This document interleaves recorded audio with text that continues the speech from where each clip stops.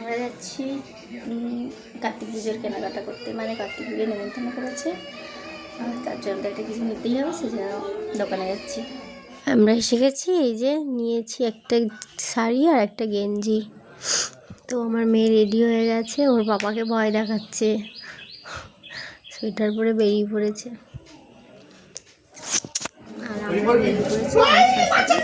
আর আমি বেরিয়ে পড়েছি, তো চলে যাচ্ছি। এই যে এই সামনে আমাদের নেমন্তন্ন, আর এখানে দেখো ফটোশ্যুট হচ্ছে, কার্তিকের বাবা মার ফটোশ্যুট হচ্ছে। আমি ওই জন্য একটু ভিডিও করে নিলাম। আর এখানে দেখো আমাদের কার্তিক। তো এইসব আয়োজন হয়েছে, বেশ সুন্দর দেখতে হয়েছে কার্তিকটা।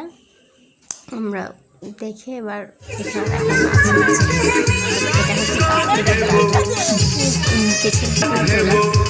দেখো নাচ করছি। তারপরে আমরা এসে গেছি খেতে বসে পড়েছি, ভিডিও তুলছিলাম।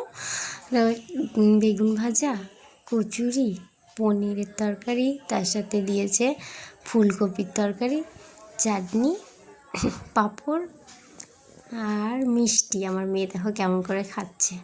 ও কিন্তু বমি করেছে, বমি করে সকালে বমি করেছে, বিকেলে আবার ওগুলো খেতে গেছে।